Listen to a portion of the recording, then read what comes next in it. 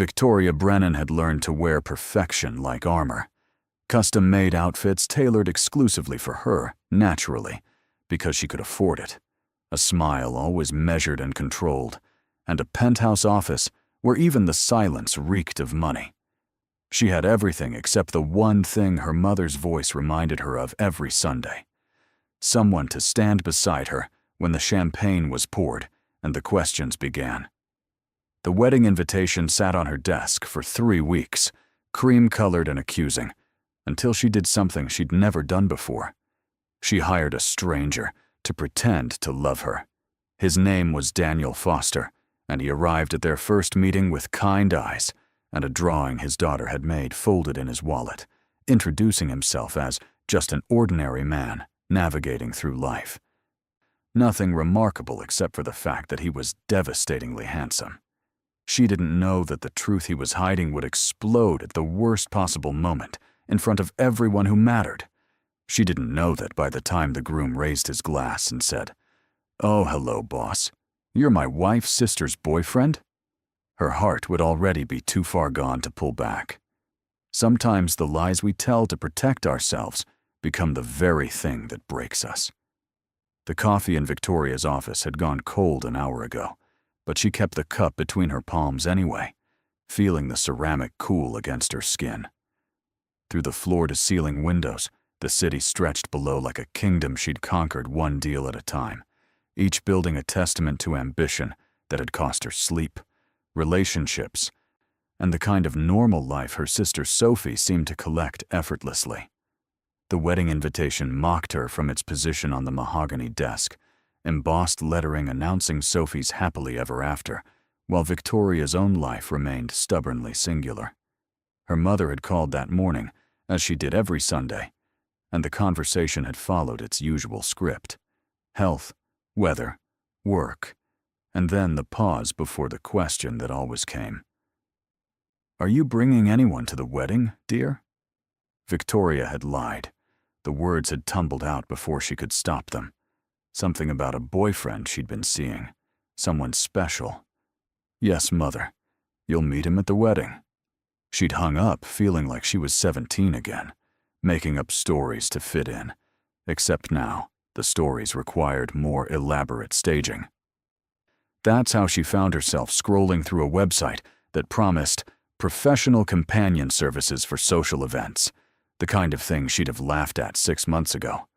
But 6 months ago, she hadn't been facing a 3-day wedding celebration where she'd be the only Brennan without a +1, where every aunt and cousin would ask the same pitying questions, where her success would somehow feel like failure because she was arriving alone.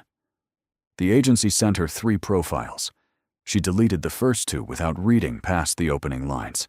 Too polished, too obviously hired, the kind of men who looked good in photographs but couldn't hold a real conversation. The 3rd profile made her pause.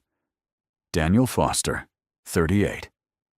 Described himself as just trying to figure out this whole life thing one day at a time. The photo showed a man with dark hair going silver at the temples, eyes that seemed to hold some private joke, and a smile that didn't quite reach full confidence.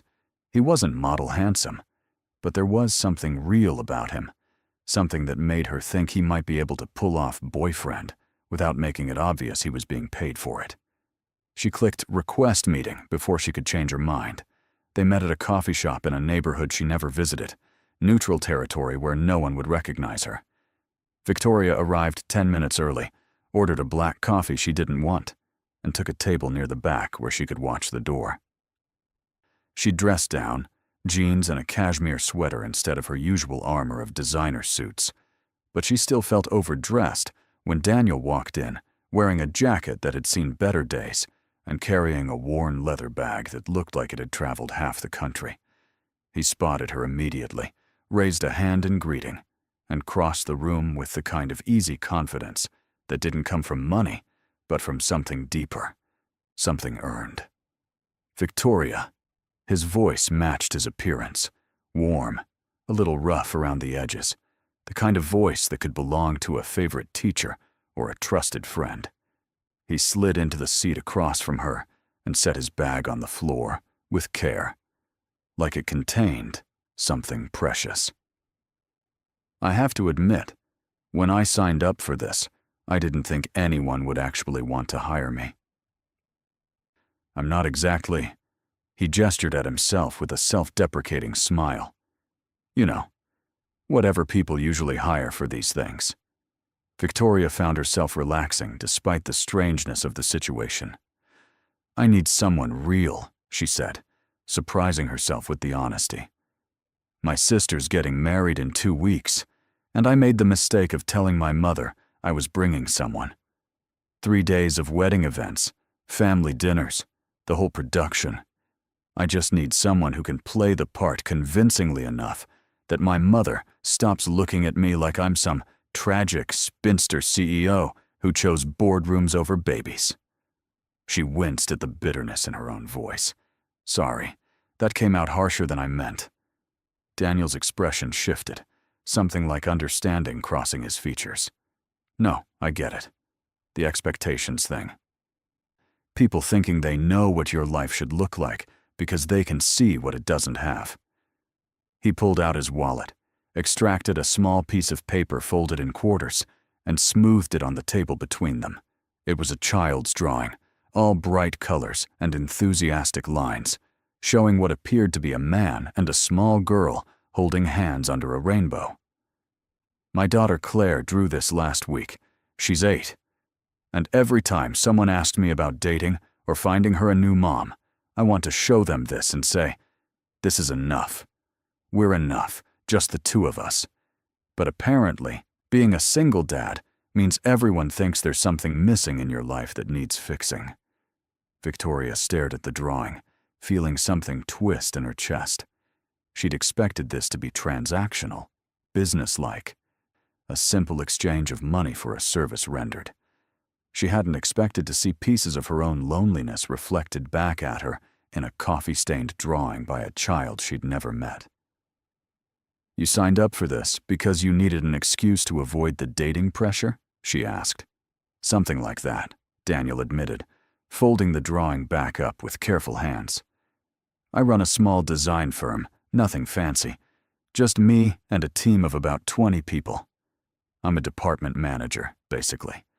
And the thing about being a single dad in that world is everyone wants to set you up with their sister, or their friend, or their hairdresser. They mean well, but they don't understand that I'm not looking for someone to complete some picture of what my life should be. Claire and I, we've got our rhythm. We're good. He met her eyes, and there was something defiant in his gaze, something that said he'd defend this small good life against anyone who tried to tell him it wasn't enough. So when I saw this service, I thought, maybe I can use it the same way you are. Show up to a few work events with someone on my arm, get people to stop trying to fix what isn't broken. Victoria felt a strange kinship forming, the kind she never experienced in boardrooms or at charity galas, where everyone performed their success like a rehearsed dance. So we're both using this to avoid the well-meaning intrusion of people who think they know what's best for us, she said slowly. That's actually kind of perfect.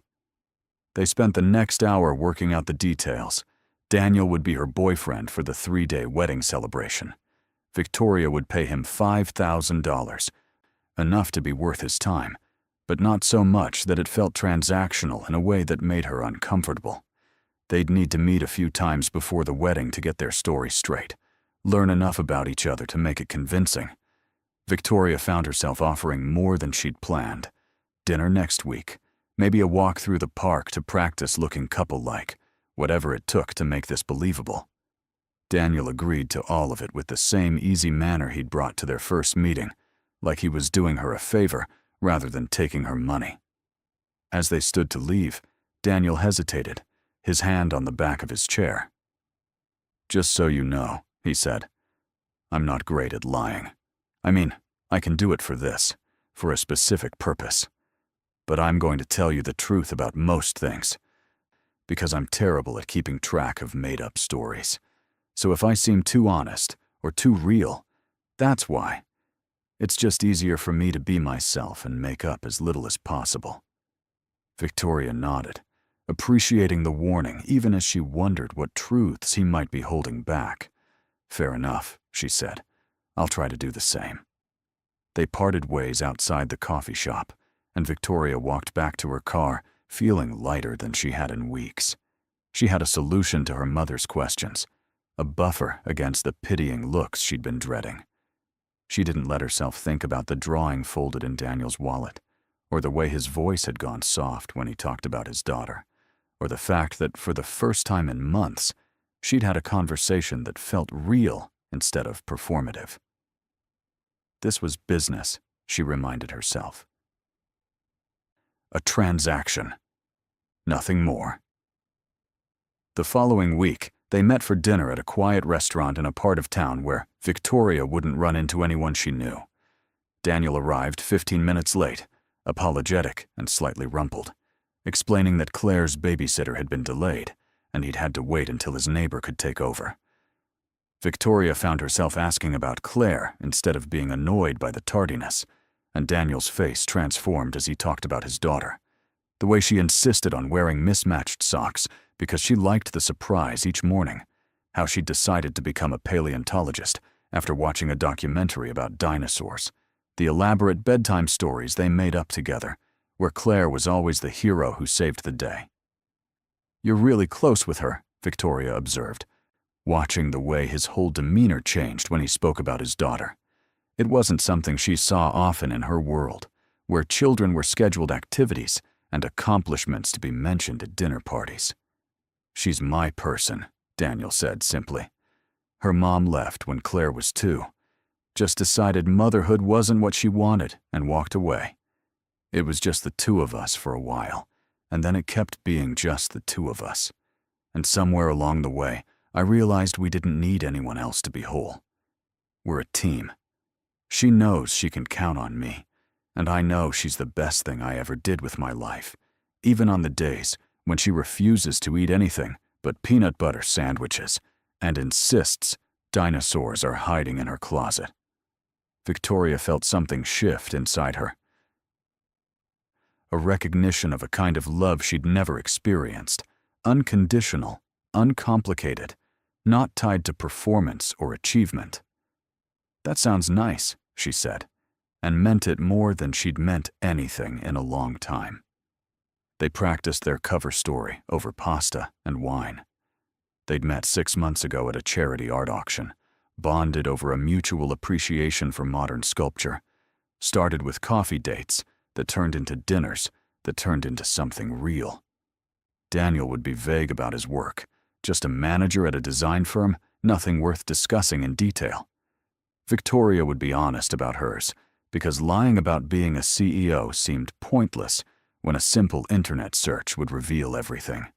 They'd keep it simple, keep it believable, keep it close enough to truth that the lies wouldn't trip them up. "What about physical stuff?" Daniel asked, his ears going slightly pink. "I mean, couples touch, hold hands, that kind of thing. We should probably practice so it doesn't look awkward." Victoria's first instinct was to dismiss it as unnecessary, but she forced herself to be practical. "You're right," she said, and reached across the table to take his hand. His palm was warm and calloused, the hand of someone who built things instead of just signing off on them. They sat like that for a moment, fingers intertwined, and Victoria tried to ignore the fact that it felt more real than any of the actual relationships she'd had in the past 5 years. "See? Not awkward," she lied. Daniel smiled, but there was something uncertain in his eyes. Like he was aware they were crossing some invisible line from transaction into territory neither of them had mapped out. "Not awkward," he agreed, and squeezed her hand once before letting go. They met twice more before the wedding. Once for a walk through the park where Daniel told her stories about Claire's latest obsession with collecting interesting rocks, and Victoria found herself laughing at the image of a grown man carrying pebbles in his pockets because his daughter declared them scientifically important. Once for coffee, where they ran into Daniel's daughter entirely by accident, Claire and her babysitter getting hot chocolate at the same cafe where Victoria and Daniel had arranged to meet. Victoria watched as Daniel's whole face lit up at the sight of his daughter. Watched as he crouched down to Claire's level and listened with complete attention as she explained the difference between sedimentary and igneous rocks with the seriousness of a professor delivering a lecture. Claire turned to Victoria with the bold curiosity of childhood. "Are you my dad's friend?" she asked, and Victoria found herself nodding before she could think about what she was agreeing to. "You're pretty," Claire announced, with the matter-of-fact honesty of 8-year-olds. "Do you like rocks?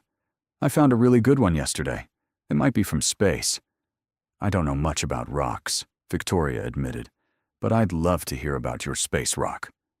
She spent the next 10 minutes listening to Claire's enthusiastic explanation of meteorites, watching the way Daniel's hand rested protectively on his daughter's shoulder. The way Claire leaned into him with complete trust. Something in Victoria's chest tightened and loosened at the same time, a feeling she couldn't name, but that stayed with her long after they'd said goodbye, and she'd returned to her empty penthouse with its perfect silence and its cold coffee cups. The wedding weekend arrived with the kind of perfect spring weather that seemed designed specifically for celebrations. Victoria packed her bags with the same meticulous care she brought to everything, choosing outfits that would satisfy her mother's standards without making her feel like she was wearing a costume. Daniel was meeting her at the hotel, a sprawling resort 2 hours outside the city, where Sophie and Ryan had rented out an entire wing for their 3-day celebration. Victoria drove alone, her phone full of encouraging texts from Daniel about how they'd get through this together, and tried not to think about the fact that she was looking forward to seeing him in a way that had nothing to do with the service he was providing. Daniel was waiting in the hotel lobby when she arrived, looking uncomfortable in a new suit that had clearly been purchased specifically for this occasion. He stood when he saw her, and his smile was genuine, even though his eyes held the same nervousness she felt churning in her own stomach. "Ready for this?" he asked, taking her bag before she could protest. "As ready as I'll ever be," Victoria said, and let him take her hand as they walked toward the check-in desk. His palm was warm against hers, steady, and she found herself gripping a little tighter than necessary, as if he were an anchor in waters she'd been navigating alone for too long. The first event was a welcome dinner that evening, immediate family only, which meant Victoria's parents, Sophie and Ryan, and a handful of aunts and uncles who'd traveled for the celebration. Victoria's mother, Margaret Brennan, descended on them the moment they entered the private dining room, her eyes cataloging Daniel from head to toe with the precision of someone accustomed to evaluating people based on their net worth and social connections.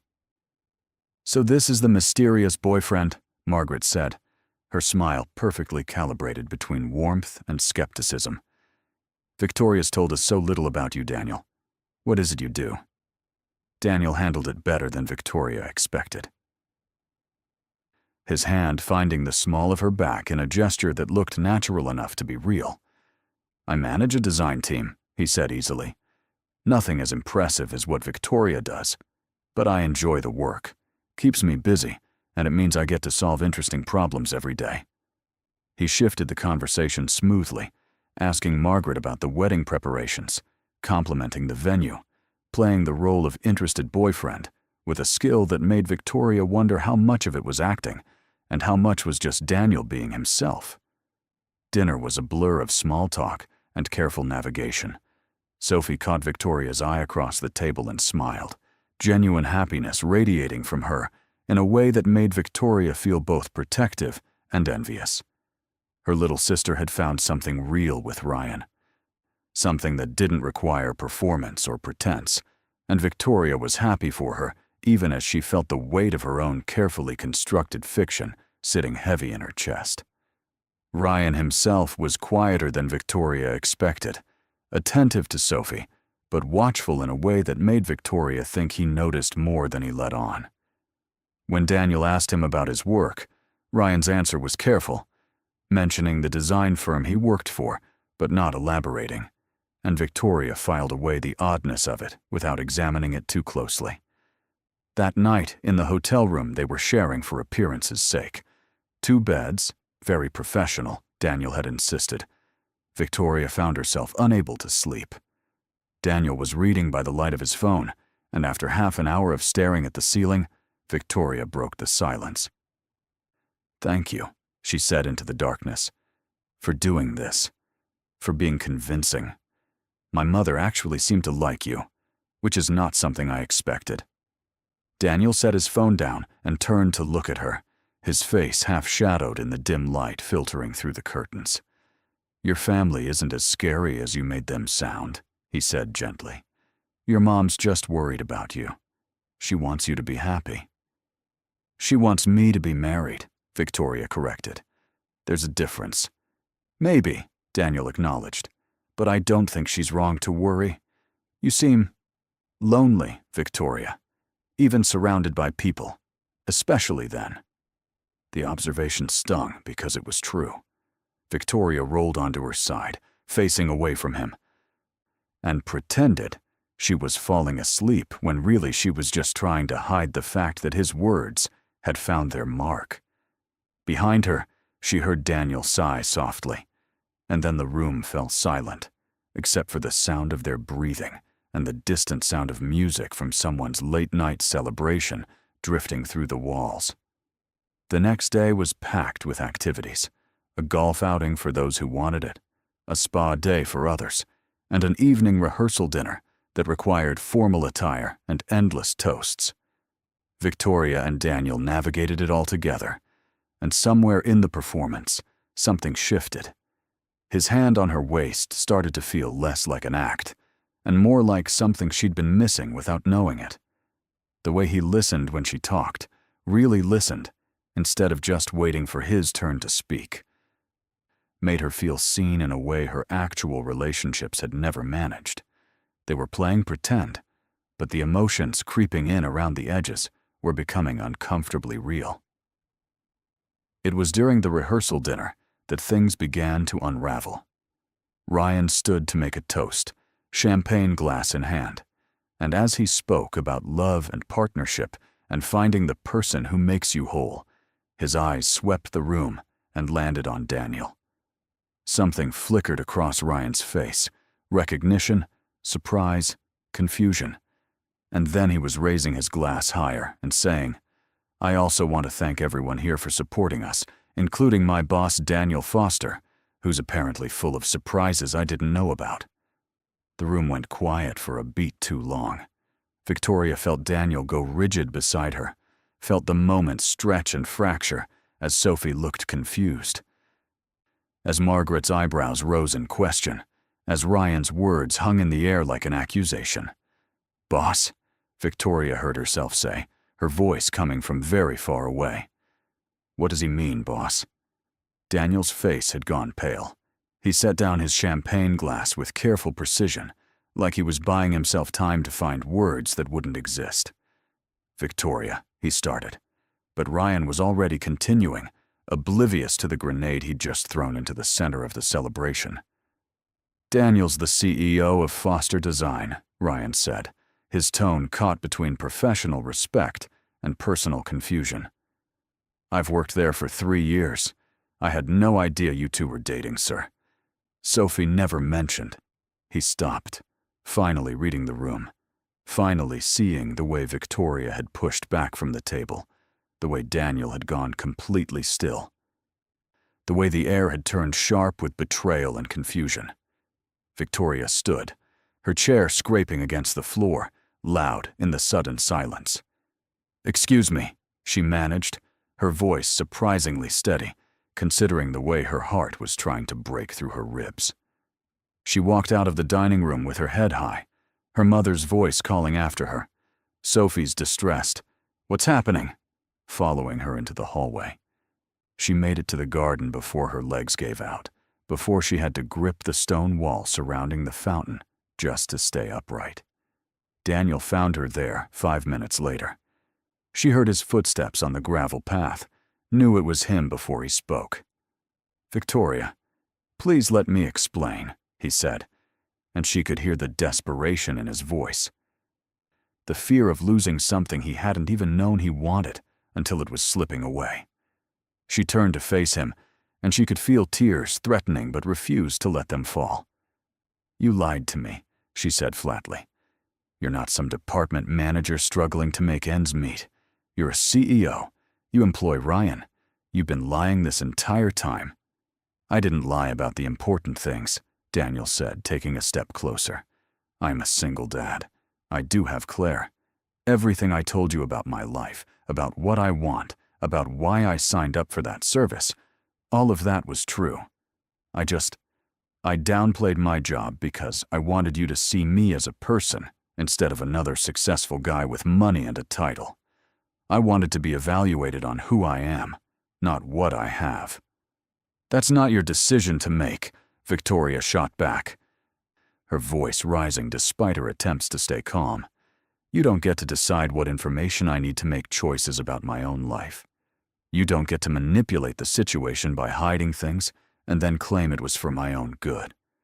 She laughed, a bitter sound that hurt her throat. "God, I'm such an idiot. I thought maybe this could be something real. I thought maybe I'd finally met someone who saw me instead of my bank account and my company. But you were doing the exact same thing I was, performing a version of yourself that you thought would be more palatable." "It wasn't like that," Daniel said, and she could hear the rawness in his voice, the genuine pain. "Yes, I hid my job title. But everything else was real, Victoria. The way I feel when I'm with you, the conversations we've had, the fact that you make me laugh in a way I haven't laughed in years, none of that was an act. I should have told you the truth about my job, and I'm sorry I didn't. But please, don't dismiss everything we've built because I made one mistake." "One mistake?" Victoria's voice cracked. "You built our entire relationship on that mistake. How am I supposed to trust anything else you've said? How do I know what's real and what's just another convenient omission?" She wrapped her arms around herself, suddenly cold despite the warm evening. "I hired you to pretend to be my boyfriend, and you were so good at it that I forgot it was pretend. But that's on me. I let myself believe in something that was never real to begin with." "It was real," Daniel insisted, stepping close enough that she could see the desperation in his eyes. "Maybe it started as pretend, but somewhere along the way, it became the most real thing in my life. I fell for you, Victoria. Not the CEO, not the woman who hired me, but you.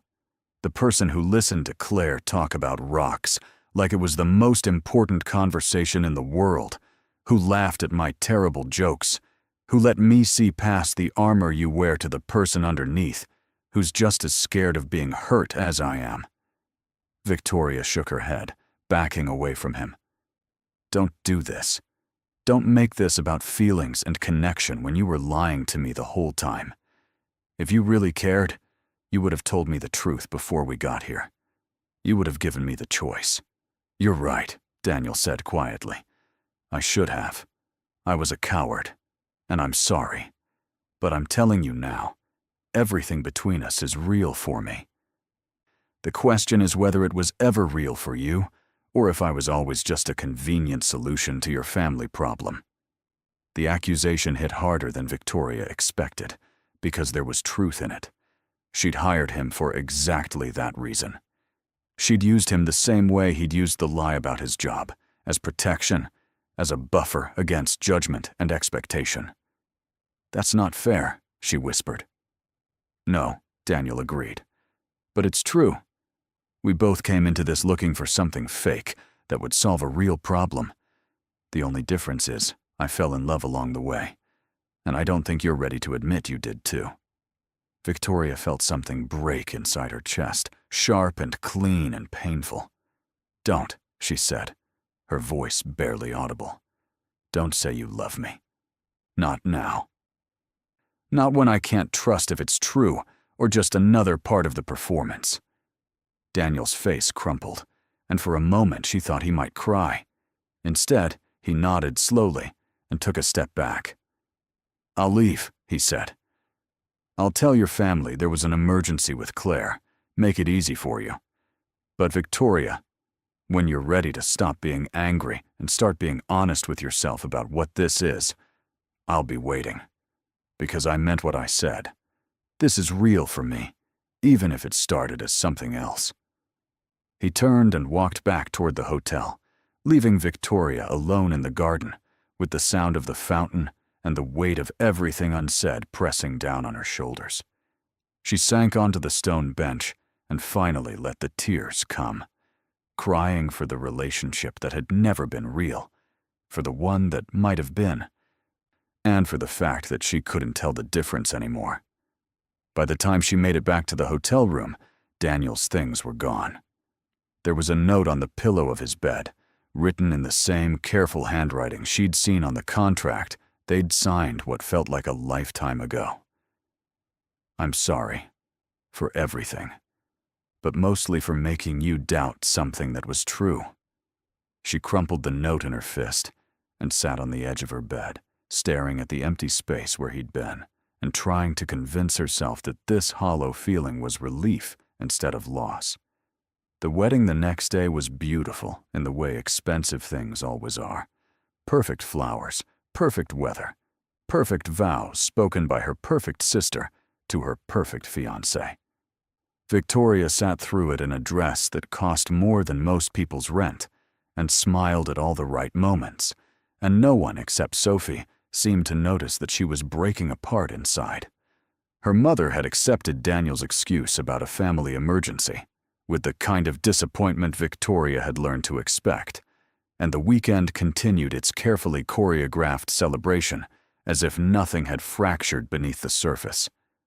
It was only later, back in her penthouse with its expensive silence and its cold coffee cups, that Victoria let herself think about what she'd lost. She pulled out her phone a dozen times, typed messages to Daniel that she never sent, deleted his number, and then restored it from a backup because she couldn't quite let go. A week passed, then 2, and the ache didn't fade the way she expected it to.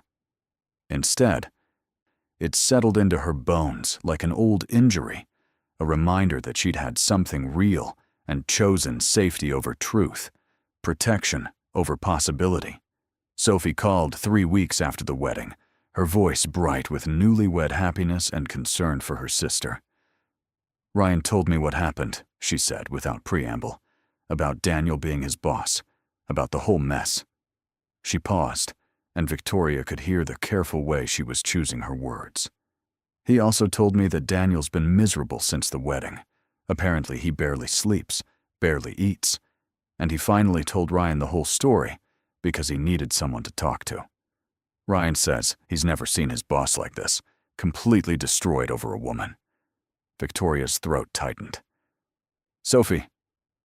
"No, listen," her sister interrupted gently. "I know you're hurt. I know he lied. But Vic, I watched you two together that weekend, and I saw something I've never seen in you before. You were happy. Really. Genuinely happy. Not just performing happiness for Mom and Dad. And yes, he made a mistake by not telling you about his job. But haven't you made mistakes? Haven't you hidden parts of yourself because you were scared of being judged or rejected or not enough?" Victoria closed her eyes and saw Daniel's face in the garden, the rawness in his expression when he'd said he loved her. "It's not the same," she said, but the conviction had gone out of her voice. "Isn't it?" Sophie asked. "You hired him to be fake because you were afraid of showing up alone. He pretended to be less successful because he was afraid of being valued for the wrong reasons. You were both protecting yourselves, and you both fell for each other anyway." "That sounds pretty real to me." After they hung up, Victoria sat in her office and looked at the city spread below her, all those buildings and lives and people navigating their own complicated truths. She thought about Daniel's daughter with her pockets full of rocks, about the way his whole face transformed when he talked about Claire, about the drawing folded in his wallet like a talisman against loneliness. She thought about the way his hand had felt in hers, steady and warm and real. She found herself walking before she made a conscious decision to move, out of her office, down to the parking garage, into her car. She drove to the coffee shop where they'd first met, the one in the neighborhood she never visited, and sat at the same table in the back, where she'd waited for a stranger to show up and solve her problems. She ordered 2 coffees, black, and pulled out her phone. The text was simple. "I'm at our coffee shop. If you're willing to talk, I'm willing to listen." She didn't know if he'd come. She wouldn't blame him if he didn't. But she sat there with 2 cooling cups of coffee and something that might have been hope. And she waited. 20 minutes later, the door opened, and Daniel walked in with Claire holding his hand. He looked thinner than she remembered, tired in a way that had nothing to do with sleep and everything to do with heartbreak. Claire spotted Victoria first and pulled on her father's arm, pointing with the enthusiasm of a child who doesn't understand adult complications. Daniel saw her and stopped, his whole body going still, like he was afraid to move in case she disappeared. Victoria stood slowly, her heart hammering against her ribs.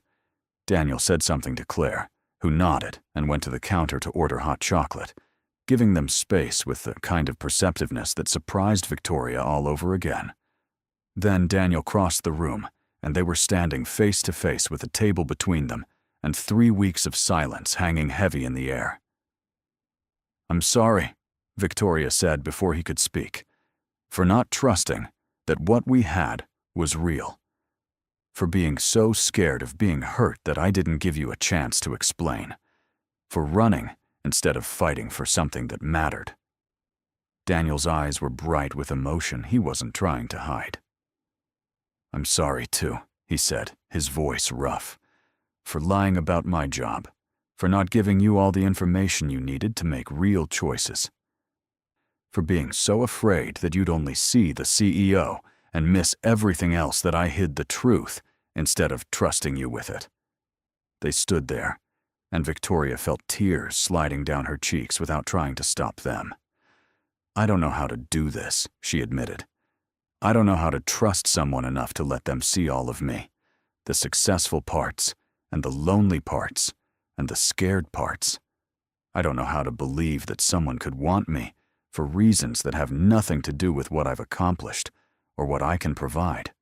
"I don't know how to do it either," Daniel said, and he was crying too, not bothering to wipe the tears away. "I don't know how to let someone in when I've built my whole life around being enough just as I am with Claire. I don't know how to make room for someone else without being terrified they'll leave like her mother did. But Victoria, I want to figure it out with you. I want to try." Claire appeared at Daniel's elbow, hot chocolate in hand, looking between them with the serious expression of a child trying to understand adult emotions. "Are you going to be friends again?" she asked Victoria directly. "Because Dad's been really sad, and I think it's because he misses you. He makes your coffee every morning and then doesn't drink it, which is weird." Victoria laughed through her tears and crouched down to Claire's level. "I've been sad too," she admitted, "because I miss your dad, and I miss hearing about your rocks. And I miss being part of your world even though I was only there for a little while." Claire considered this with the gravity of someone weighing important matters. "Do you like my dad?" she asked. "Like, really like him? Not just pretend." "Really like him," Victoria confirmed, looking up at Daniel as she said it. "No pretending." "Good," Claire said firmly, "because he really likes you too. He told Uncle Ryan that you make him feel like the world is bigger and better and full of possibilities, which I think means he loves you. That's what Uncle Ryan said anyway." Daniel made a sound that was half laugh, half sob. "Claire, buddy, maybe we should let the grown-ups talk without your commentary." But Victoria was standing, closing the distance between them. And then she was in Daniel's arms, and he was holding her like she was something precious and breakable and worth fighting for. They stood there in the middle of the coffee shop while Claire drank her hot chocolate and hummed to herself, while other customers moved around them, while the world continued spinning and they held on to each other like they were the only solid thing in it. "I love you," Victoria whispered against his shoulder. "I think I have since you showed me that drawing and I saw how much you love your daughter. I think I've been falling for you since our first conversation, and I've been too scared to admit it, even to myself." "I love you too," Daniel said, pulling back just enough to look at her face. "And I promise, no more lies, no more hiding, just us, figuring this out together, making mistakes and apologizing and trying again, if you're willing." "I'm willing," Victoria said, and kissed him in front of Claire and the coffee shop, and God and everyone. Kissed him like it was the start of something instead of the end, like they had all the time in the world to get it right. Claire made a disgusted noise. "Ooh, kissing!" But she was grinning when Victoria looked down at her, and when she held out her hand to show Victoria a rock she'd brought specifically for this occasion, Victoria took it like the gift it was. "This one's special," Claire explained. "It's for new beginnings. I found it yesterday, and I've been saving it for when you and Dad stopped being silly and started being happy again." Victoria closed her fingers around the small stone, smooth and ordinary and perfect. "Thank you," she said, meaning it for more than just the rock. "I'll keep it safe." They sat together at the table, the three of them, drinking coffee and hot chocolate, and talking about dinosaurs and design projects and wedding disasters. Daniel's hand found Victoria's under the table, their fingers intertwining with the kind of ease that comes from choosing each other over and over, from deciding that real is better than perfect. The truth is worth the risk of being hurt. Later, when Claire had gone to wash chocolate off her hands, and they had a moment alone, Daniel leaned close and said quietly, "I should probably tell you. I talked to Ryan. He knows the whole story now. And he wanted me to tell you that he's sorry for how it came out at the dinner. He didn't know we were trying to keep my job quiet. And he feels terrible about the whole thing." Victoria shook her head. "It's not his fault. If anything, I'm grateful. Because if he hadn't said something, we might have kept pretending, and I might have missed out on this. On you, on Claire, on whatever this is we're building together. A relationship," Daniel said with a small smile. "I think that's what this is called. A real one, with all the mess and complications and terrifying vulnerability that comes with it. I'm not very good at those," Victoria admitted. "I tend to treat them like business deals, all negotiations and compromises and strategic planning." "Lucky for you," Daniel said, kissing her forehead gently. "I'm not very good at them either. So we can be bad at it together and figure it out as we go." Claire returned and announced she was ready to show Victoria her entire rock collection, which apparently required a trip to Daniel's house right now, immediately. Daniel looked at Victoria with a question in his eyes, and she found herself nodding, following them out into the afternoon sunshine, climbing into Daniel's car with its child seat in the back and its worn upholstery and its collection of Claire's treasures scattered across every surface. They drove to a house in a quiet neighborhood, nothing like Victoria's penthouse, but warm in a way her carefully designed space had never managed. Claire dragged her upstairs to a bedroom painted purple with glow-in-the-dark stars on the ceiling and showed her boxes and boxes of rocks, each one cataloged with the kind of attention to detail that made Victoria think Claire might actually become that paleontologist she dreamed of being. Daniel made dinner while they examined specimens, and when he called them down to eat, Victoria sat at a kitchen table that had definitely seen better days and ate spaghetti with sauce from a jar and felt more at home than she had in any five-star restaurant. After dinner, after Claire had been tucked into bed with promises that Victoria would come back soon to see the new rocks she was definitely going to find, Daniel and Victoria sat on the back porch and watched the stars come out. "This is going to be complicated," Victoria said quietly. "My work, your work, Claire, my mother's opinions, figuring out how to blend our lives when they're so different. Probably, Daniel agreed. But I think complicated is okay as long as we're honest with each other, as long as we choose to show up and do the work even when it's hard. Victoria leaned her head on his shoulder and felt the solid warmth of him, the realness of this moment. I can do honest, she said. I think, with practice. Me too, Daniel said, and they sat there in the darkness, two people who'd started with lies and found their way to something true, who'd been looking for escape from loneliness and found instead a reason to stop running. It wasn't perfect, and it wouldn't be easy, but it was real. And real, Victoria was learning, was worth every risk, every vulnerability, every terrifying moment of letting someone see you completely and choosing to believe they might stay anyway. Months later, at Sophie and Ryan's first anniversary party, Margaret Brennan cornered Victoria in the garden and said, I have to admit, when you first introduced us to Daniel, I had my doubts. But seeing you two together now, I've never seen you happier, darling. He's good for you. She paused, then added with the kind of maternal knowing that both comforted and terrified Victoria. And you're good for him too. Good for each other. That's what matters. Victoria looked across the lawn to where Daniel was helping Claire chase fireflies, both of them laughing at something she couldn't hear, and felt her heart do that thing it had been doing more and more lately, expanding to make room for more love than she'd thought herself capable of holding. Yeah, she said softly. We are.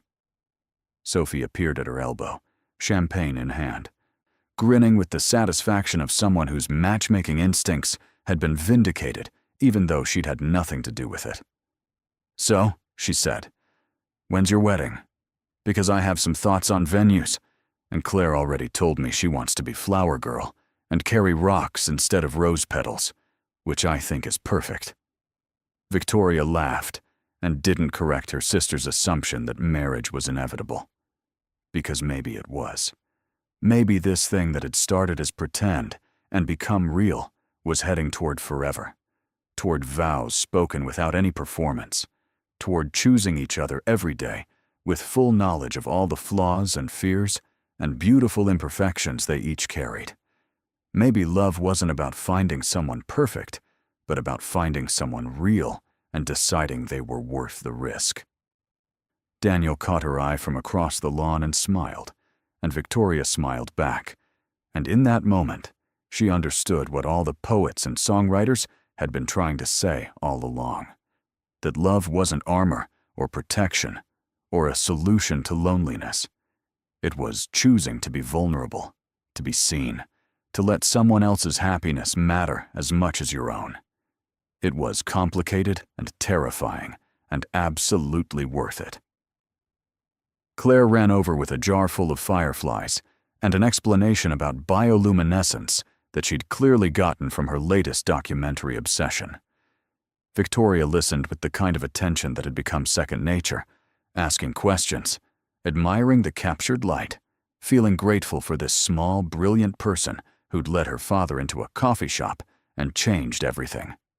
When Claire finally released the fireflies back into the night and took off after them with renewed enthusiasm, Daniel slipped his arm around Victoria's waist and pulled her close. Happy? He asked. And it was the same question he asked her almost every day, like he needed to make sure this was still real, still good, still what she wanted. Victoria turned in his arms and kissed him under the stars and the string lights and the released fireflies rising into the darkness. Happy, she confirmed, and meant it with every piece of her carefully guarded, previously protected, now completely exposed heart. So happy.